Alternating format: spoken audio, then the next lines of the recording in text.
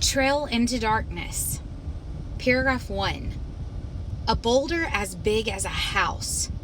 That's how the guidebook described Giant Rock. Dad said it was carried here by a glacier millions of years ago. I was finally going to see it on snowshoes with my 3 older cousins, my dad, and my Uncle Don. I've been snowshoeing before, and I like the adventure of trekking through the deep snow alongside the wild animal tracks. At the parking lot, after putting on our snowshoes, we studied the map in the information kiosk. "We start here," Dad said, "on the red trail. Then we turn left onto the purple loop. That's where Giant Rock is." "Remember to stick together, guys," Uncle Don said. Paragraph 5. The trail ran uphill alongside a stone wall. It was easy to follow because the red markers were nailed to the trees, and the snow had been packed down by other hikers. At the top of the hill, we turned onto the purple trail, which wound back and forth, traversing the hills and gullies. We settled into a rhythm, with Dad and everyone else in front and me in the back, crunch, crunch, crunching through the snow. My cousins were faster than I was, but I managed to keep up.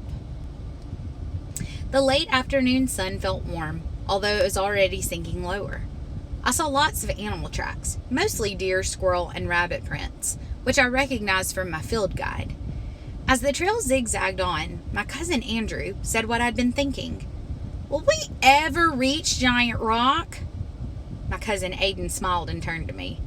"Luke, do you think your dad invented the idea of Giant Rock just to get us away from the TV for a while?"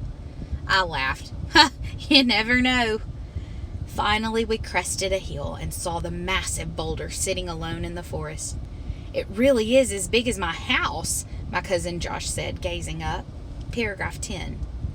My cousins and I high-fived each other and jogged down the slope until we stood at the base, breathless.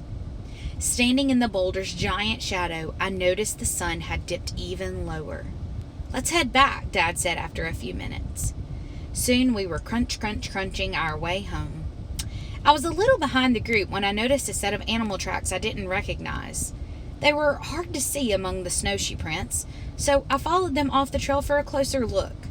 There were no claw marks, which meant they didn't belong to a dog or a fox. Instead, they looked like tiny handprints and footprints. Must be a raccoon, I thought, matching them to the prints in my guide. Paragraph 15.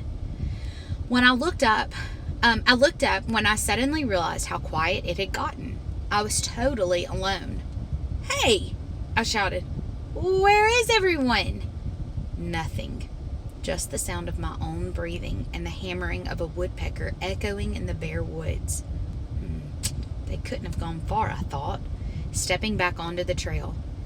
I'll catch up to them if I hurry. I came to a junction where I could turn left or go straight, but both trails had purple markers.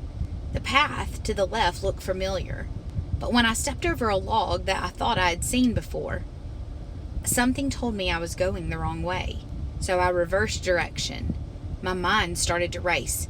Soon it might be too dark to tell what color the markers were, and I couldn't just follow my own footsteps because there were so many tracks from other hikers. It seemed to grow darker by the second. I had no flashlight, no phone. I began running. What if I couldn't find my way back? I started tearing through the woods in a panic, watching as the sun disappeared behind the trees. Then I came to a crossroads. Which way should I turn? "Stop," I told myself. "Think." I pictured the map again. To get to Giant Rock, we had to turn left onto the purple loop. To get back, I needed to do the opposite and turn right onto the red trail. Oh, if this didn't work, I'd do what I'd always heard you should do in a situation like this. Stay put and let your group find you. I heard voices, someone calling. Then I noticed the stone wall and the trail running alongside it. This had to be right. I plunged downhill in giant steps. And then, the best sight ever. The parking lot. And my family. I shouted as I ran toward them. "Luke, are you okay?" My dad's voice was urgent. He shined a flashlight in my direction. I'd only been lost for minutes, but it had felt like forever. Now all I wanted was a bear hug from Dad and to make tracks for home.